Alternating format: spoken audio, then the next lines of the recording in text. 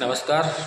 आज का हमारा वीडियो आरपीएफ मतलब रेलवे प्रोटेक्शन फोर्स जो वैकेंसी आई हुई है इससे रिलेटेड है और इसी के बारे में बताएंगे। इसके लिए क्या एज चाहिए होती और कितनी लंबाई होगी, कितनी हाइट होगी, क्या क्या कराया जाता है, किसी प्रोसेस से ये पूरी भर्ती कराई जाएगी और वो आज पूरा हम डिक्लेयर करेंगे।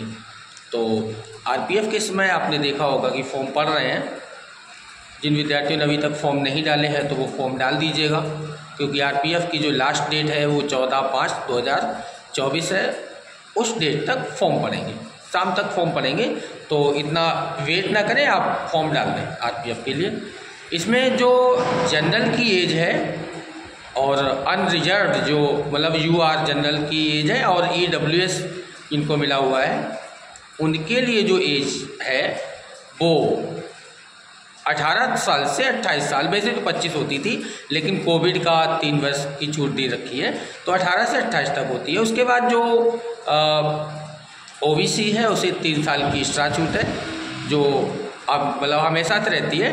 तो 18 से 31 तक ओबीसी फॉर्म डाल सकते हैं और एससी के लिए वो 5 साल की छूट है जो 28 में आप 5 जोड़ के 18 से 33 तक फॉर्म डाल सकते हैं। ये रहेगा एससी और एसटी के लिए। तो समझ लीजिए जनरल के लिए 18 से 28 तक होगी, उसमें जो ओबीसी के लिए होगा वो 18 से 31 तक रहेगा और जो एससी और एसटी होगा वो 18 से 33 तक फॉर्म डाल सकते हैं आरपीएफ। अब अगर हम आरपीएफ की हाइट की बात करें तो आरपीएफ के लिए जो जनरल की हाइट रहेगी और जो ओबीसी की हाइट रहेगी और ईडब्ल्यूएस की जो हाइट रहेगी वो 165 सेंटीमीटर उसमें हाइट मांगेगी। आपकी लंबाई अगर 165 सेंटीमीटर या उससे अधिक है तो आप फॉर्म डाल सकते हैं। अगर 165 से कम है जनरल वाले, ओबीसी वाले और ईडब्ल्यूएस जो जनरल से ही निकला हुआ है तो 165 या इससे एबव है तो डाल सकते हैं। लेकिन अगर एससी और एसटी में अगर आप आते हैं तो यहाँ पे 5 सेंटीमीटर की छूट दी गई है। 160 सेंटीमीटर वाले एससी और एसटी के अप्लाई कर सकते हैं। ये आपके हाइट की बात होती है। अगर महिला की बात करें तो महिला जो जनरल है और ईडब्ल्यूएस है और साथ में ओबीसी की जो महिला है वो 157 सेंटीमीटर आपके लिए मांगा गया है और जो एससी और एसटी महिला है उसके लिए 152 सेंटीमीटर की हाइट रखी गई है। अगर आप ये भी एलिजिबिलिटी पूरी करते हैं तो आप फॉर्म डाल सकते हैं। अब बात करते हैं इसके लिए जो रेस है, तो अगर पुरुष की रेस की बात करें तो पुरुष की जो रेस है वो बिल्कुल आर्मी की रेस है। 1600 मीटर दौड़ है और उसके लिए आपको लड़कों के लिए 5 मिनट 45 सेकंड का टाइम दिया गया है। और ये ऐसी रेस है अगर आप अभी से तैयार नहीं करेंगे तो ये रेस तैयार नहीं हो पाएगी। 5 मिनट 45 सेकंड का आपको समय मिलता है और 16 मीटर है, इसलिए इसकी रेस की तैयारी अभी से साथ साथ स्टार्ट कर दें। आप अपनी जो एग्ज़ाम की तैयारी कर रहे हैं उसके साथ ही रेस की तैयारी कर दें, क्योंकि साथ में यहाँ पे लंबी कूद भी है। 14 फीट लंबी कूद है और जो 4 फुट है वो ऊंची कूद है। तो ये लड़कों के लिए 16 मीटर दौड़ हो जाती है 5 मिनट 45 सेकंड में, 14 फीट लंबी कूद हो जाती है और 3 फीट इनके लिए ऊंची कूद हो जाती है। गर्ल्स की बात करें तो गर्ल्स को भी तैयारी अभी से करनी होगी। गर्ल्स के लिए 800 मीटर की लंबाई जो मतलब 800 मीटर रेस है उसके लिए 3 मिनट 40 सेकंड का टाइम दिया गया है। आप अपना टाइम लगा के दौड़ने की कोशिश करें और धीरे धीरे आपको इसको कवर करें। हो सकता है स्टार्टिंग में ना आए, लेकिन अगर कंटिन्यू आप अभ्यास करते हैं तो ये रेस आपकी हो जाएगी। उसके बाद गर्ल्स को 9 फीट लंबी कूद है, 9 फीट लंबी कूद करनी है आपको और गर्ल्स को 3 फीट ऊंची कूद मतलब हाई जंप की तैयारी करनी होगी। तो इस तरह से ये जो आपका जो पीटी होगा वो रहेगा। अब अगर पेपर की बात करें तो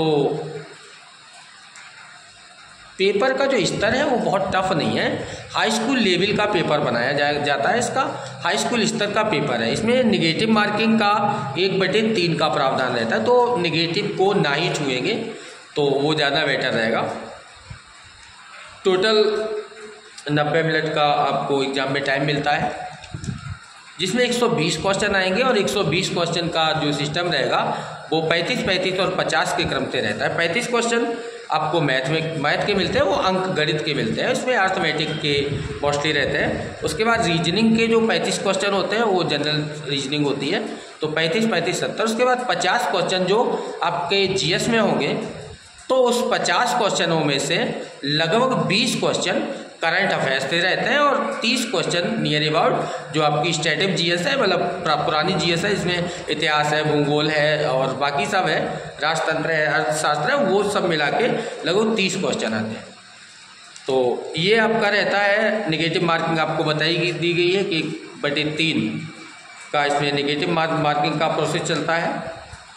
तो और इसमें जो वैकेंसी है उसके 10 गुना प्री के बाद मेंस के लिए, मतलब एक तरह से आपका प्री और मेंस कह सकते हैं। जो पहला आपका फर्स्ट एग्जाम है जो रिटन है, CBT होता है, कंप्यूटर बेस्ड जो टेस्ट होता है, कंप्यूटर पे ऑनलाइन टेस्ट होगा, उस टेस्ट में वैकेंसी से 10 गुना पास किए जाएंगे केवल आपको फिजिकल कराने के लिए। तो आपका फिजिकल हो जाएगा और फिजिकल के बाद आपका डॉक्यूमेंट्स वेरिफिकेशन हो जाएगा और आगे मेरिट बन जाती है। तो अब जो ये पासिंग मार्क जो होती है, ये लास्ट मेरिट जो बनती है वो आपके एग्ज़ाम पे ही बनती है।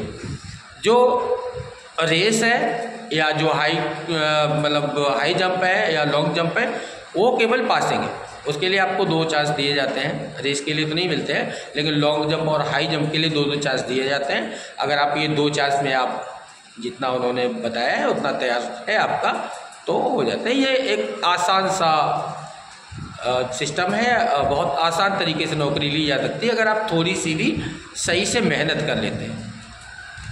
मेहनत तो आपको करनी ही होगी किसी भी एग्ज़ाम के लिए, क्योंकि वैकेंसी कम होती है और फॉर्म बहुत ज़्यादा होते हैं। तो सफल तो वही होगा जो लंबा संघर्ष करेगा। अब लंबे का मतलब ये नहीं होता कि आप कितने साल से पढ़ रहे हैं, मेन चीज़ ये होती है कि आप पढ़ कितना रहे हैं। अगर एक विद्यार्थी रोज 2 घंटा पढ़ता है और दूसरा विद्यार्थी रोज 10 घंटा पढ़ता है, तो वो उससे 5 गुना ज़्यादा पढ़ रहा है। अब 5 गुना ज़्यादा पढ़ रहा है तो जो 10 घंटा पढ़ रहा है ना, उसका 1 घंटा दूसरे विद्यार्थी के 5 घंटे के बराबर होता है। तो आपको टाइम इस तरह से पढ़ाना है। अगर टाइम कम मिलता है, पहले तो अभी आपके पास एकदम पर्याप्त समय है इसके लिए, बहुत बेहतरीन समय मिलेगा करने के लिए। लगभग आप मान सकते हो कम से कम 3 महीना 4 महीना तो है ही, और 4 महीने में बहुत आराम से आपका सिलेबस तैयार हो सकता है।